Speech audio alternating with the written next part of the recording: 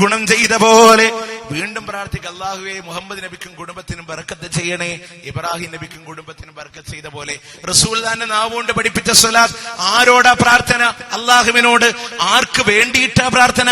മുഹമ്മദ് നബി സല്ലല്ലാഹു അലൈഹി വസല്ലമക്ക് അല്ലേ? മുഹമ്മദ് നബിക്ക് വേണ്ടി അല്ലാഹുവിനോട് പറയലാണ് സ്വലാത്ത്. എന്തേ നമ്മൾ പ്രാർത്ഥിച്ചില്ലെങ്കിൽ റസൂലുള്ളാഹിക്ക് സ്ഥാനല്ലേ? ഉണ്ട് പ്രിയമുള്ളവരെ, നാളെ ഖബറിൽ നിന്ന് ആദ്യമായി എഴുന്നേറ്റ് വരുന്ന, ആദ്യമായി സ്വർഗീയ കവാടത്തിൽ വന്നു നിൽക്കുന്ന, ആദ്യമായി സ്വർഗത്തിൽ പ്രവേശിക്കുന്നത് പോലും ഞാനാണെന്ന് മുഹമ്മദുർ റസൂലുള്ളാഹി സ്വല്ലല്ലാഹു അലൈഹി വസല്ലം പറയാണ്. മാത്രമാണോ, സ്വർഗീയ ആരാമത്തിലെ വലിയൊരു കൊട്ടാരം തന്നെ കാണിച്ചുകൊണ്ട് അവിടുന്ന് മലക്ക് പ്രവാചകനോട് പറഞ്ഞു കൊടുക്കുന്നു, നബിയേ ഇതങ്ങേക്കുള്ള കൊട്ടാരം. അള്ളാന്റെ പ്രവാചകന് സ്വർഗമുണ്ടെന്നല്ല, സ്വർഗത്തിലെ സ്ഥാനമുണ്ട്, കൊട്ടാരുണ്ട്. എന്നിട്ട് നമ്മളോട് പാടാൻ സ്വലാത്ത് ചെല്ലാൻ പറഞ്ഞതിന്റെ കാരണം എന്താണെന്നറിയോ? മുമ്പുള്ള പ്രവാചകന്മാരൊക്കെ ജനങ്ങളോട് മൂസാ നബി, ഈസാ നബി ഒക്കെ ലാ ഇലാഹ ഇല്ലല്ലാഹ് തന്നെ പറഞ്ഞത്. പക്ഷെ ആ പ്രവാചകന്മാരുടെ കാലശേഷം അവരുടെ ജനത അവരുടെ പ്രവാചകന്മാരെ ആരാധിക്കാൻ തുടങ്ങി. ഈ അബദ്ധം ഒരിക്കലും മുസ്ലിമീങ്ങൾക്ക് ഉണ്ടാവാൻ പാടില്ല.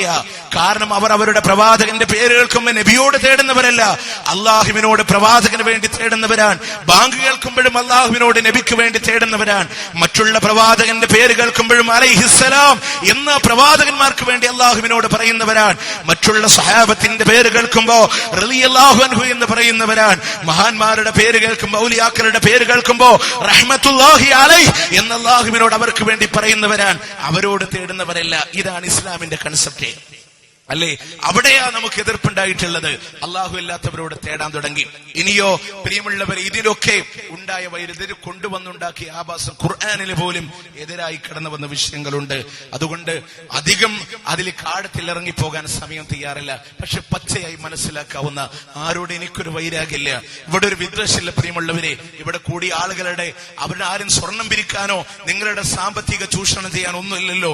അള്ളാന്റെ മാർഗത്തിൽ നിങ്ങളോട് സംസാരിക്കുന്ന പ്രവാചകന്മാരുടെ പ്രബോധനത്തിന്റെ ശൈലിയ ഒന്ന് ഞങ്ങൾക്ക് തരണ്ട. ഇവിടെയുള്ള കുത്തുബിയത്തോ റാത്തീബോ നിർത്തലാക്കിയിട്ട് അതിന്റെ ഫണ്ട് ഇങ്ങോട്ട് കൊണ്ട എന്ന് ഞങ്ങൾ നിങ്ങളോട് ചോദിക്കുന്നില്ലല്ലോ. അല്ലെങ്കിൽ ഒരു സദസ്സ് വിളിച്ചു കൂട്ടിയിട്ട് അരയാഭരണങ്ങൾ, കാതാഭരണങ്ങൾ, പാദസരങ്ങൾ, മാലകൾ ഇവിടെ നിന്ന് ചൂഷണം ചെയ്യുന്നില്ല. ഒരു ട്രേ കോഴിമുട്ട കൊണ്ടുവന്ന് 3 രൂപയുടെ കോഴിമുട്ട 300-നും 3000-നും നിങ്ങളെ പിടിപ്പിക്കുന്നില്ല.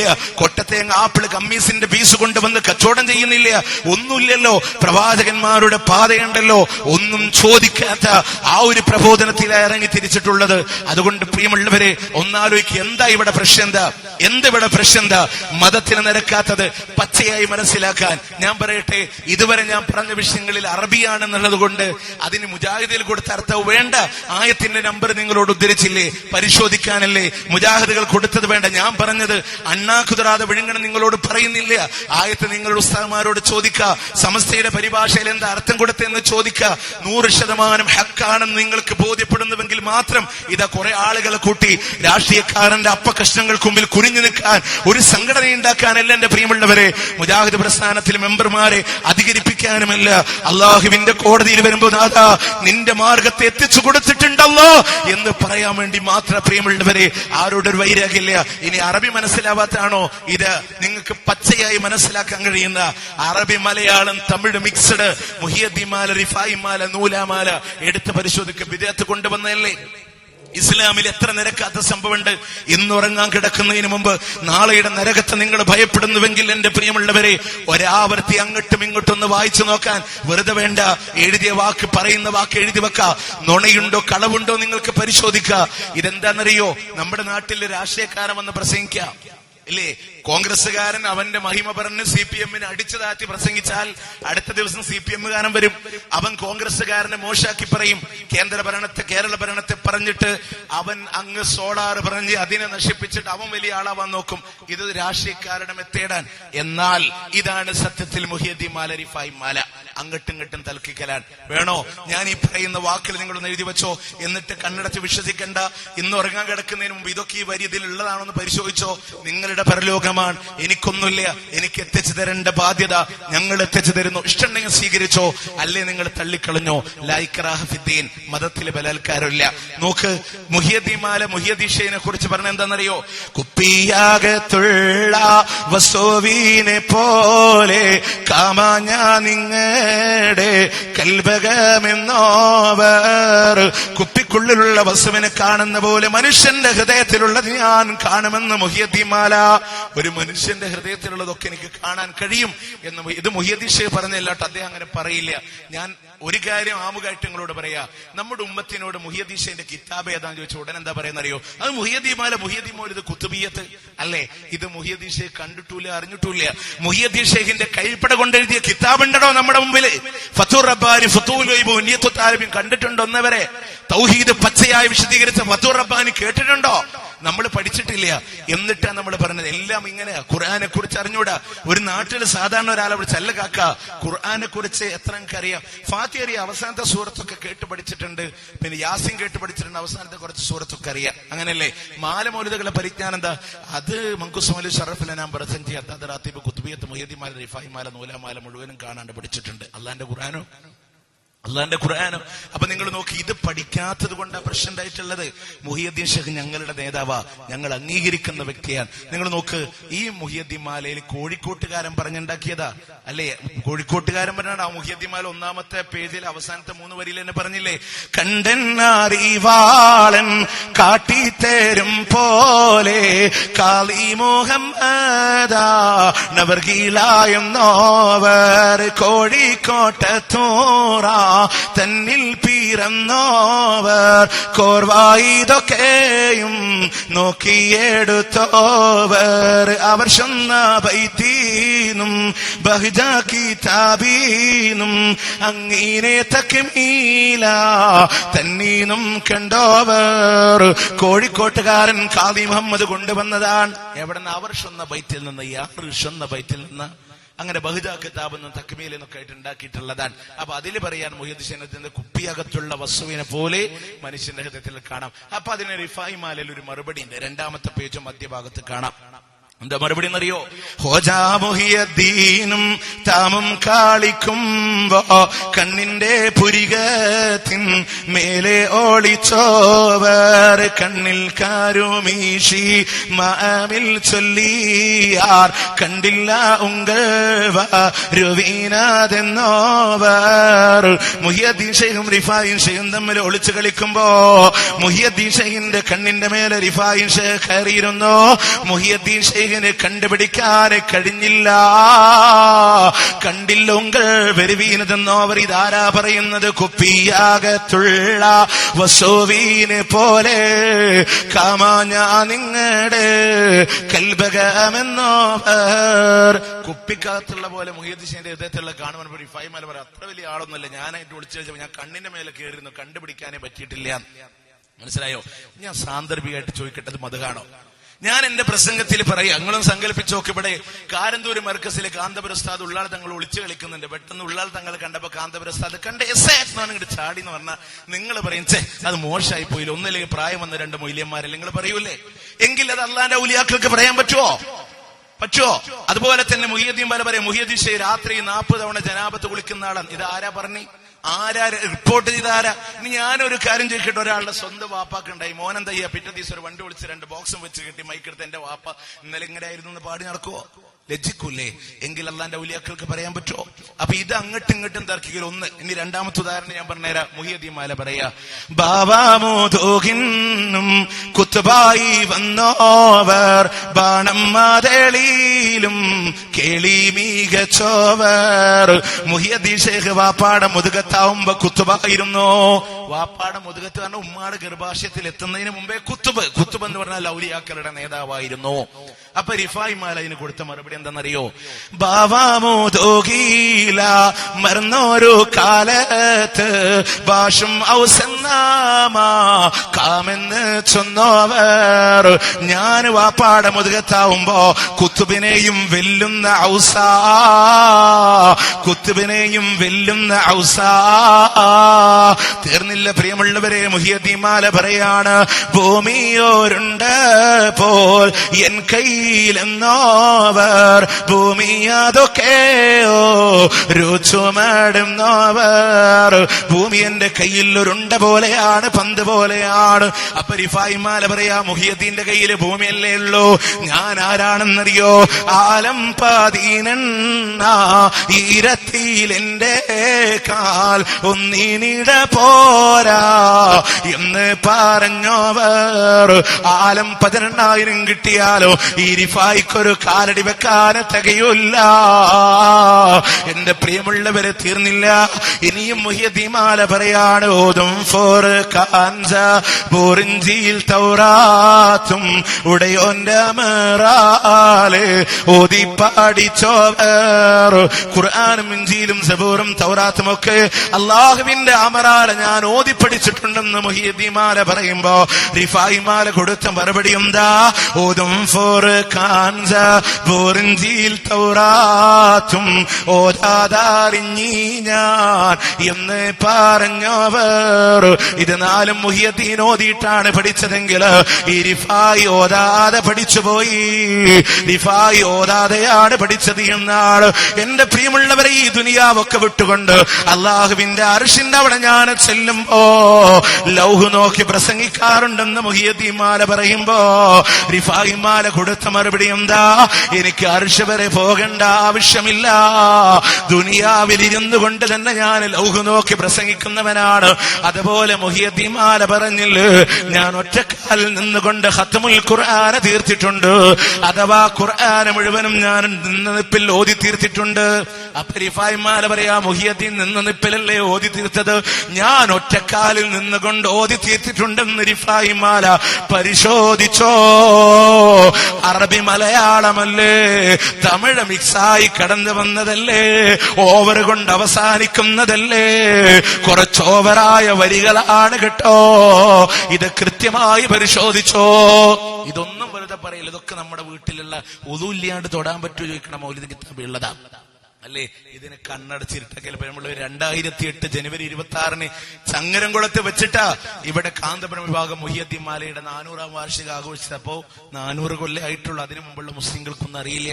കുത്തുബിയത്ത് ഇതര 1040 തമിഴ്നാട്ടിൽ ജനിച്ച സദഖത്തുല്ലാഹിൽ കാഹിലി എഴുതിയതാണ്. ഇത് മുജാഹിദീർ പറഞ്ഞ സമസ്തക്കാരന്റെ പാറന്നൂർ പി മൊയ്തീൻ കുട്ടി മുസ്ലിയാർ കുത്തുബിയത്തിന്റെ ആമുഖ പേജിൽ എഴുതി വെച്ചതാണ്. 1040 ജനിച്ച അന്ന് ഉമ്മാട് ഗർഭാത്തുനിന്ന് വന്നിടുന്ന സദഖത്തുല്ലാഹിൽ കാഹിലി കുത്തുബിയത്ത് എഴുതി നിങ്ങൾ സങ്കല്പിച്ചോ. എന്നാലും പുതിയതല്ലേ, 1040 മുമ്പുള്ള ഒരു മുസ്ലിങ്ങൾക്കും അറിയില്ല മാലമൗലിദോ. ഇപ്പോ ഏറ്റവും വലിയ പണ്ഡിതനായി കാണുന്ന തഴവ കുഞ്ഞു മുഹമ്മദ് മുസ്ലിയാരെ, അദ്ദേഹത്തെ കുറിച്ച് പ്രകീർത്തിച്ചും വർണ്ണിച്ചും ഒരുപാട് പാട്ടുകളൊക്കെ എഴുതി വെച്ചില്ലേ. അൽമവാഹിബുൽ ജലിയ മുഞ്ച് കാട്ടി അഹദോന്റെ മറുകൾ അറിയിക്കുവാനോ രുക്ക് കൂട്ടി തഴവ ഉസ്താദല്ലേ അലിവിൻ പൂ കൊഴിഞ്ഞില്ലേ, തഴവ ഉസ്താദല്ലേ അലിവിൻ പൂ കൊഴിഞ്ഞില്ലേ.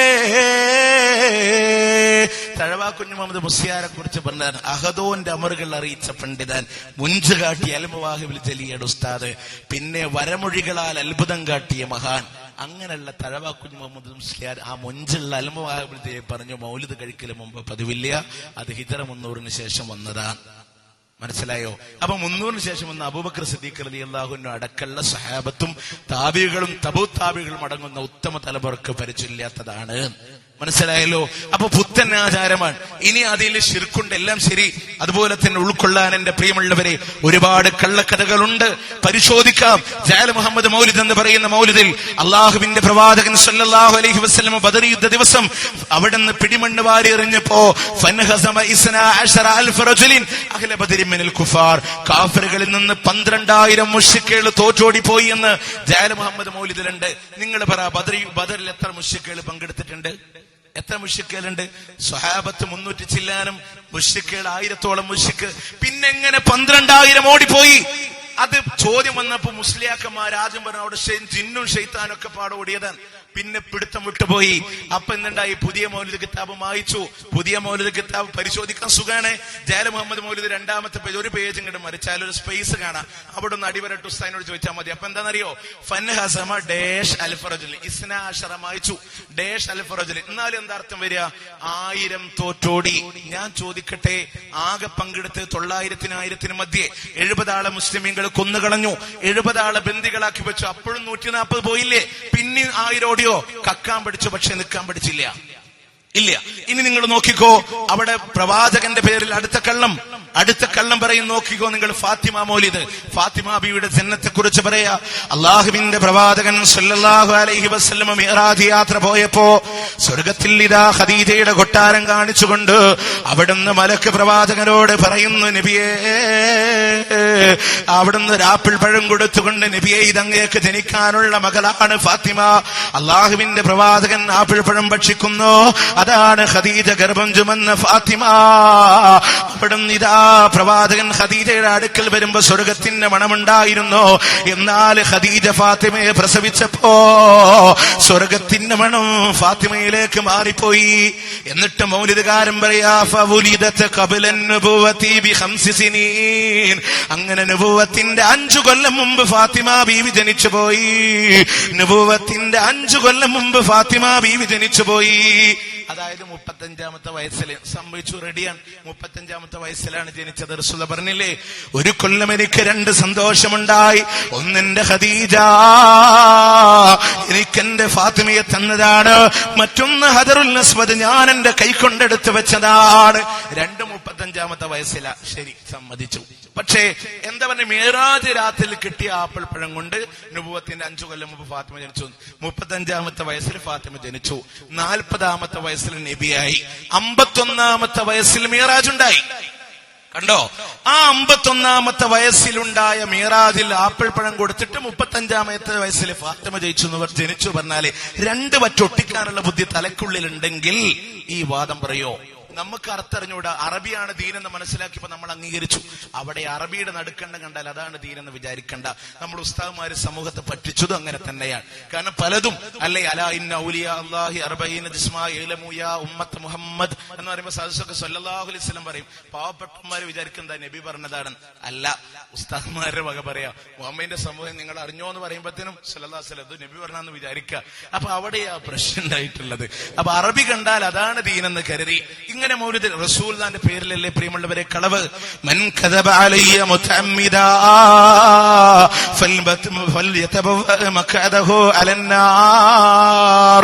ആരെങ്കിലും അല്ലാഹുവിന്റെ പ്രവാചകന്റെ പേരിൽ ഒരു കളവ് പറഞ്ഞാൽ അവന്റെ ഇരിപ്പിടം നരകത്തിലൂടെ തയ്യാർ ചെയ്തു കൊള്ളട്ടെ എന്ന് പറയുമ്പോ, എന്റെ പ്രിയമുള്ളവർ, ഈ ബിദ്അത്തുകളിലൂടെ ശിർക്ക് പഠിപ്പിക്കുമ്പോ മാലമൗലിദുകളിൽ ഒരുപാട് അല്ലാഹുവിന്റെ പ്രവാചകനോട് തേടുന്നവരുണ്ടല്ലോ. ഇർതകബതു അലൽ غير حسير وعداد لك أشكو فيه يا سيدي خير النبي. നബിയെ, ഒരുപാട് തെറ്റിന്റെ മേലെ വാഹനം കയറിയിരിക്കുന്നു. അങ്ങയോട് ആവലാതി ബോധിപ്പിക്കുന്നു നബിയെ. അള്ളാഹുവിന്റെ പ്രവാചകനോട് തേടുമ്പോ എന്തിനാ ഈ വരി തന്നെ നിങ്ങളോട് പറഞ്ഞെന്നറിയോ? ഈ ലക്ക അഷ്കു എന്ന് പറയുന്ന അഷ്കു എന്ന ഷക്കാവത്തിന്റെ പദം ഖുർആൻ ഉപയോഗിച്ചിട്ടുണ്ട്. അത് നബിയോട് തേടാനല്ല, പടച്ചവനോട് തേടാനാ. അതുകൂടെ പഠിപ്പിക്കാൻ വേണ്ടിയിട്ടാണ്. അതായത് ഇവിടെ മൗലിദ് നബിയോട് തേടാം, പക്ഷെ ഖുർആൻ ആവലാതിപ്പെടാൻ പറഞ്ഞ അള്ളാഹുവിനോട്. റസൂലുള്ള ജീവിച്ചിരിക്കുന്ന കാലഘട്ടത്തിൽ, പ്രവാചകൻ ജീവിച്ചിരിക്കുന്ന കാലഘട്ടത്തിൽ ഒരു സ്വഹാബാവനിത് അള്ളാഹിന്റെ മുമ്പിലല്ല, പ്രവാചകന്റെ മുമ്പിലല്ല എന്ന് വന്നപ്പോ ആവലാതിപ്പെട്ടത് നബിയോടല്ല, അള്ളാഹുവിനോട്. ഖുർആൻ പറയാ, സൂറത്ത് മുജാദില എന്ന് പറഞ്ഞ ഒരു അധ്യായമുണ്ട് ഖുർആനിൽ. അതിൽ 1ാമത്തെ ആയത്താണ്. ഹൗല ബിൻത് സഅലബ എന്ന് പറയുന്ന സ്വഹാബ വനിതയെ അവളുടെ ഭർത്താവ് ലിഹാർ ചെയ്തു. ലിഹാർ എന്ന് പറഞ്ഞാൽ ജാഹിലിയ കാലഘട്ടത്തിൽ ത്വലാഖിന് പറയുന്ന പേര്. ഭർത്താവ് പറയാ ഭാര്യയോട്, അന്തിക്കൽ ലിഹാരി ഉമ്മി, നീ എന്റെ ഉമ്മയുടെ മുതുക് പോലെയാണ് പറഞ്ഞ ത്വലാഖായി. പക്ഷെ ഹൗലയോട് ഭർത്താവ് പറയാ, ഇത് ഇസ്ലാമിക കാലഘട്ടത്തിൽ ഇത് പരിഗണിക്കൂല, നമുക്ക് ബന്ധം വീണ്ടും തുടങ്ങാം. അപ്പൊ ഹൗല പറയാ, വേണ്ട, നമുക്ക് പ്രവാചകന്റെ അടുക്ക പോയി പറയാം. റസൂലുള്ളാഹിന്റെ അടുക്കലേക്ക് പോകുമ്പോ ഹൗല ബിൻത് സഅലബ പറയാ, പടച്ചോനെ, എന്റെ ഭർത്താവിനെ ഒഴിവാക്കിയ മറ്റൊരു ഭർത്താവിനെ സ്വീകരിക്കില്ല, എന്റെ മക്കളെ പോറ്റാനുള്ള കഴിവെനിക്കില്ല എന്ന് സങ്കടപ്പെട്ടുകൊണ്ട് അള്ളാഹുവിന്റെ പ്രവാചകന്റെ അടുക്കൽ പോയി പ്രവാചകനുമായി സംവദിച്ചു കൊണ്ടിരിക്കുമ്പോ നസലൽ അമീനു മലക്കു ജിബ്രീൽ ജിബ്രീൽ, അല്ലാഹുവിന്റെ വഹീം കൊണ്ട് ജിബ്രീൽ കടന്നു വരികയാണ്. ഖദ് സമിഅല്ലാഹു ഖൗലല്ലതീ തുജാദിലുക ഫീ സൗജിഹാ. നബി, അവളുടെ ഭർത്താവിന്റെ കാര്യത്തിൽ അങ്ങയോട് സംവദിച്ചു കൊണ്ടിരിക്കുന്ന ഒരു സ്ത്രീയുടെ സംസാരം അല്ലാഹു കേട്ടിട്ടുണ്ട്. വതഷ്തകീ ഇലല്ലാഹ്, അവൾ ആവലാതിപ്പെട്ടത് അല്ലാഹുവിനോടാ. ഖൗലാ ബിൻത് സഅലബ എന്ന് പറയുന്ന സ്വഹാബ വനിത ആവലാതിപ്പെട്ടത് നബിയോടല്ല, അല്ലാഹുവിനോടാണെന്ന് ഖുർആൻ പറയുമ്പോൾ മൗലിദുകാരൻ പറയാലക അഷ്കു ഫീഹി യാ സയ്യിദി ഖൈറൻ നബി. നബിയെ, അങ്ങയോട് ആവലാതിപ്പെടുന്നു എന്നാ. എന്റെ പ്രിയമുള്ളവർ, ഏത് പ്രവാചകനോടാ ആവലാതിപ്പെടുന്നത്?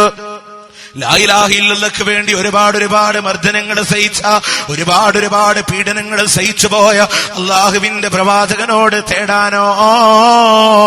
അതുപോലെ തന്നെ ബദരീങ്ങളോട് തേടുന്നവരില്ല മൗലിദുകളിലൂടെ യാമം ബിഹി ഹല്ലറദാവാമം ബിഹം മിന്നകിദാ കുല്ലാദിയം മുസ്തൻജിദായ അഖില ബദർ ശുഹദാ. ആദിയുണ്ടോ, വ്യാധിയുണ്ടോ, ദുഃഖമുണ്ടോ, വിഷമമുണ്ടോ, വിളിച്ചോ ബദർ ശുഹദാക്കളെ ഒന്ന് തേടുമ്പോ ആരാ ബദരീങ്ങളെന്നറിയോ? എന്റെ പ്രിയമുള്ളവരെ, ആയുധ സാമഗ്രികളില്ലാതെ ഈ മാറി കൈമുതലാക്കി ബദറിന്റെ രണാകടങ്ങളിലേക്ക് ഇറങ്ങിത്തിരിക്കുമ്പോ ഹസ്ബുനല്ലാഹു വനിഅമൽ വകീൽ, ഞങ്ങൾക്ക് കാര്യങ്ങൾ ഏൽപ്പിക്കാൻ അല്ല മതി എന്ന് പറഞ്ഞിറങ്ങിത്തിരിച്ച സ്വഹാബാക്കളെങ്കിലോ അവരാരോടാണ് ഇസ്തിയാസ ചെയ്തത് എന്നറിയോ? 8-ാം അധ്യായത്തിന്റെ 9-ാമത്തെ ആയത്തിലോട് ഇത് തസ്തഈസൂന റബ്ബഹും, അവരുടെ റബ്ബിനോട് ഇസ്തിയാസ ചെയ്തപ്പോ പടച്ചവനോടാണ് തേടിയത് എന്നുണ്ടെങ്കിലോ ആ ബദറിന്റെ തലേ രാത്രി ഉണ്ടല്ലോ, ഇത്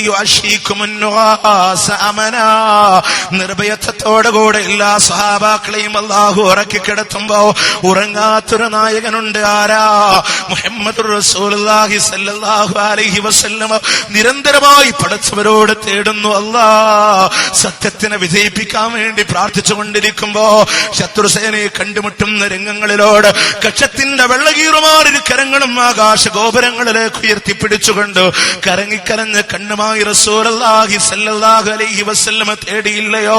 അല്ലാഹുമ്മ ഇൻ തുഹ്ലിക ഹാദിഹിൽ ഉസ്വാബ്, അല്ലാഹുവേ ഈ ചെറുസംഘത്തെ എങ്ങാനും നീ നശിപ്പിക്കുകയാണെങ്കിൽ അല്ലാഹ് നിന്നെ മാത്രം ആരാധിക്കാൻ റബ്ബേ ആരും ബാക്കിയുണ്ടാവില്ലല്ലോ എന്ന് തേടുമ്പോ ബദറിന്റെ രണഭൂമിയിൽ ദ്വന്ദ്വയുദ്ധത്തിലോട് ആദ്യമായി ഷഹീദായത് ആരാണെന്നറിയോ? മഹാനായ ഉബൈദ. പ്രായാധിക്യം കൊണ്ട് തളർന്നു വന്ന ഉബൈദ റളിയല്ലാഹു അൻഹു എന്റെ പ്രിയമുള്ളവരെ യുവാവായ ശത്രുവിനോട് ഏറ്റുമുട്ടിക്കൊണ്ടിരിക്കുമ്പോ കണങ്കാലിന് വെട്ടുകൊണ്ട് താഴെ വീഴുകയാ. നിലത്ത് കിടക്കുന്ന ഉബൈദത്തിന്റെ നേര് വീണ്ടും ശത്രുവാളുകൊണ്ട് ആഞ്ഞു വെട്ടുമ്പോ അത് തടുക്കാനുള്ള ശ്രമത്തിലൂടെ ഉബൈദ റളിയല്ലാഹു അൻഹുവിന്റെ കൈക്ക് വെട്ടേറ്റുകൊണ്ട് ബദറിന്റെ രണഭൂമി ഉബൈദയുടെ രക്തത്താൽ ചുകന്നു പോകുമ്പോ നിലത്ത് കിടക്കുന്ന ഉബൈദ റളിയല്ലാഹു അൻഹുവിന് സ്വഹാബാക്കൾ താങ്ങിയെടുത്തുകൊണ്ട് പ്രവാചകന്റെ മടിത്തട്ടിലൂടെ കൊണ്ടുവന്ന് കിടത്തുമ്പോ അവിടെ കിടന്നുകൊണ്ട് ഉബൈദ റളിയല്ലാഹു അൻഹു പറയുന്നു, നബിയേ ചോകം ദേനുബൈദത്തെ എടുത്തത് അമ്മ ചോരും ദേവരും വഴി കൊഴുകൈതമ്മ നികരറ്റവർ യാസീർ ഹബീബുല്ലാന്റെ നേശാതീരോ മുമ്പ് കിടത്തിക്കൊണ്ടേ. അവിടുന്ന് ഉബൈദ റളിയല്ലാഹു അൻഹു പറയുന്നു, നബിയേ എന്റെ കാല് വീണ് പോയി റസൂല്, എന്റെ കൈ വീണ് പോയി ഹബീബ്, ഇവിടെ കിടന്നുകൊണ്ട് ഞാൻ മരിച്ചാ അങ്ങ് ബദർ ശുഹദാക്കളിൽ പെടുമോ നബിയേ? അല്ലാഹുവിന്റെ പ്രവാചകൻ പറയുന്നു, ഉബൈദ നീ എവിടെ കിടന്ന് മരിച്ചാലും ഷഹീദാണെന്ന് പറയുമ്പോ എന്തിനാ സ്വഹാബാക്കൾ അവരുടെ കൈയും കാലും അല്ലാഹുവിന്റെ മാർഗത്തിലൂടെ കൊടുത്തതോ? ഫത്ഹായിന്റെ മലഞ്ചെരുവിലെ ഉമയ്യത്തിന്റെ കിങ്കരന്മാർ ചുട്ടുപൊള്ളുന്ന മരുഭൂമിയിലോട് അവിടുന്ന് ഇതാ ബിലാൽ റളിയല്ലാഹു അൻഹുവിനെ വലിച്ചു കൊണ്ടുപോകുന്ന രംഗങ്ങളിലോട് ആകാശ ഗോപുരങ്ങളിലേക്ക് കൈയുയർത്തിക്കൊണ്ട് അല്ലാഹു അതെന്ന് പ്രഖ്യാപിച്ചു പോയ ബിലാൽ ഇബ്നു റവാഹയുടെ ത്യാഗമെന്തിനാ? ഉഹുദിന്റെ രണഭൂമിയിൽ നെഞ്ചുവെട്ടിക്കീറി കരട് ചവച്ചു തുപ്പി കണ്ണു ചൂഴ്ന്നെടുക്കപ്പെട്ട ഹംസത്ത് ഇബ്നു അബ്ദുൽ മുത്തലിബ് സയ്യിദി ശുഹദാ അവിടത്തെ ജീവൻ കൊടുത്തത് എന്തിനാ? എന്റെ പ്രിയമുള്ള പ്രിയമുള്ളവര്, യുദ്ധത്തിന്റെ വെളിനാദം കേൾക്കുമ്പോ മാറത്ത് കിടക്കുന്ന ഭാര്യ മാറ്റി കിടത്തി ഇൻഷാ അല്ലാഹ് വിധിയുണ്ടെങ്കിൽ കാണാന്ന് പറഞ്ഞുകൊണ്ട് യുദ്ധത്തിന്റെ മാർഗത്തിലേക്ക് ഇറങ്ങി തിരിച്ച ഹല്ലലാ റളിയല്ലാഹു അൻഹു വീട്ടിൽ നിന്നിറങ്ങുന്ന സന്ദർഭങ്ങളിലോട് പിന്നിൽ നിന്ന് പൊന്നുമക്കൾ അബി അബി വാപ്പാ വാപ്പാന്ന് വിളിക്കുന്ന രംഗങ്ങളിലോട് യുദ്ധത്തിന്റെ മാർഗത്തിലേക്ക് തിരിഞ്ഞു നോക്കാതെ ജീവൻ കൊടുത്ത ജാഫർ ഇബ്നു അബീ ത്വാലിബ് എന്തിനാ എന്റെ പ്രിയമുള്ളവരെ ഷഹീദായതോ? അമ്പരചുംബികളായ കൊട്ടാരങ്ങളുടെ മട്ടുപ്പാവിൽ വരസാനുള്ള മോഹം കൊണ്ടല്ല, ലോകം മൊത്തം വ്യാപിച്ചു കിടക്കുന്ന ഭൂസ്വത്തുകൾക്ക് വേണ്ടിയിട്ടല്ല, അതുപോലെ തന്നെ വിലയേറിയ ബാങ്ക് അക്കൗണ്ടുകൾക്ക് വേണ്ടിയിട്ടല്ല. ലാ ഇലാഹ ഇല്ലല്ലാഹ്, ലാ ഇലാഹ ഇല്ലല്ലാഹ്, അല്ലാഹുവല്ലാതെ യാതൊരു ആരാധനമില്ല എന്ന് സമർത്ഥിക്കാൻ ഫതുർ റബ്ബാനിയിലൂടെ മുഹിയുദ്ദീൻ ശൈഖടോ കൈഫ തഖൂലു ലാ ഇലാഹ ഇല്ലല്ലാഹ്, നീ എങ്ങനെ ലാ ഇലാഹ ഇല്ലല്ലാഹ് പറയുമെന്ന് ചോദിക്കുമ്പോ അതുപോലെ തന്നെ മറ്റൊരു ഇബാറത്തിൽ പറയാ വതുകദ്ദിബു ഹത്താ ഫീ സ്വലാതിക ലിഅന്നക തഖൂലു അല്ലാഹു അക്ബർ, നിസ്കരിക്കാൻ വേണ്ടി അല്ലാഹു അക്ബർ എന്ന് പറഞ്ഞ് കൈവെട്ടുമ്പോ മനസ്സിന്റെ ഹൃദയത്തിനകത്ത് ഒരുപാട് ദൈവങ്ങളെ പൂജിച്ചു വെച്ച മനുഷ്യ, നിന്നെ നാവ് കൊണ്ട് നീ എങ്ങനെ ലാ ഇലാഹ ഇല്ലല്ലാഹ് പറയുമെന്ന് പറയുമ്പോ ആ ശൈഖിന്റെ മാർഗം സ്വീകരിക്കാ, ആ പ്രവാചകന്റെ മാർഗത്തിലേക്കൊന്ന് കടന്നു വരാ, ആ സ്വഹാബത്തിന്റെ ത്യാഗങ്ങളിലൂടെ കടന്നു പോകാ, ആ ലാ ഇലാഹ ഇല്ലല്ലാഹ് മുറുകെ പിടിച്ചോ. ഇവിടുത്തെ ആളുകളോട് വാശിയല്ല, വൈരാഗ്യമല്ല, വിദ്വേഷമില്ല, ആരുടെയെങ്കിലും മനസ്സിന് അസ്വസ്ഥതയുണ്ടെങ്കിൽ പഠിച്ചോ, അള്ളാന്റെ ഖുർആനിലേക്ക് മടങ്ങിക്കോ, അവിടുത്തെ പ്രവാചകന്റെ ചര്യയിലേക്ക് മടങ്ങിക്കോ. എന്റെ പ്രിയമുള്ളവരെ, വാശി വേണ്ട നമുക്കറിയില്ല. ഇന്നിന്റെ വേദി കടന്നു വരുമ്പോ തിരിച്ചിതുപോലെ നടന്നു പോകാൻ സാധിക്കോ? മറ്റുള്ളവന്റെ ചുമലിലേറി പോകേണ്ടി വരുമോ? പറയാൻ കഴിയില്ല. ഈ ധരിക്കുന്ന വസ്ത്രത്തിന്റെ ബട്ടൺ നമ്മുടെ കൈക്കൊണ്ട് ധരിച്ചതാണെങ്കിൽ തിരിച്ചതേ കൈക്കൊണ്ട് ഊരാൻ സാധിക്കോ? നമ്മുടെ മയ്യത്ത് കുളിപ്പിച്ചവന്റെ കൈക്കൊണ്ട് അഴിക്കേണ്ടി വരുമോ? പറയാൻ കഴിയില്ല. അത്രയും നിസ്സാരമായ ഒരു ജീവിതത്തിലൂടെ മരിക്കും. റൂഹിനെ പിടിക്കുന്ന വേദന കഠോരം.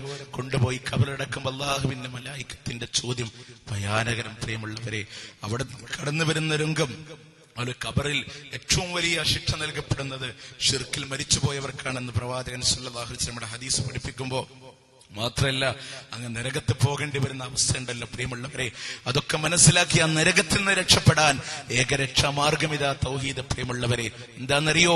റസൂലുള്ളാഹി സ്വഹാബാക്കളോട് കൂടെ ഇരിക്കുമ്പോ സ്വഹാബാക്കൾ പറയാ, ഇത് സമിഅനാ വജബാ, വല്ലാത്തൊരു ഭയാനകരമായ ശബ്ദം കേട്ട് ഞങ്ങൾ കോരിത്തിരിച്ചു പോയി. അള്ളാഹുവിന്റെ പ്രവാചകൻ സല്ലല്ലാഹു അലൈഹി വസല്ലം ചോദിക്കുന്നു, അതദറൂന മാ ഹാദാ, ഈ ശബ്ദം ഏതാണെന്ന് സഹാബ നിങ്ങൾക്കറിയാമോ? അവിടുന്ന് സഹാബാക്കൾ പറയുന്നു, പ്രവാചകൻ വിശദീകരിക്കുകയാണ്, 70 കൊല്ലങ്ങൾക്ക് മുമ്പ് നരകത്തിന്റെ മുകളിൽ നിന്ന് വലിച്ചെറിഞ്ഞു പോയ കല്ല് അതിന്റെ അടിത്തട്ടിൽ എത്തിപ്പോയ ശബ്ദമാ. എന്റെ പ്രിയമുള്ളവരെ, അത്രയും വലിയ ആഴമുണ്ട് ആ നരകത്തിനെങ്കിൽ ഈ ലോകത്തിലുള്ള മുഴുവൻ മനുഷ്യരെയും കൊണ്ടുവന്ന ആ നരകത്തിലിട്ടാലോ ആ നരകം വീണ്ടും ചോദിക്കുമെന്നാ, ഇനിയുമുണ്ടോ അല്ലാ, ഇനിയുമുണ്ടോ അല്ലാ.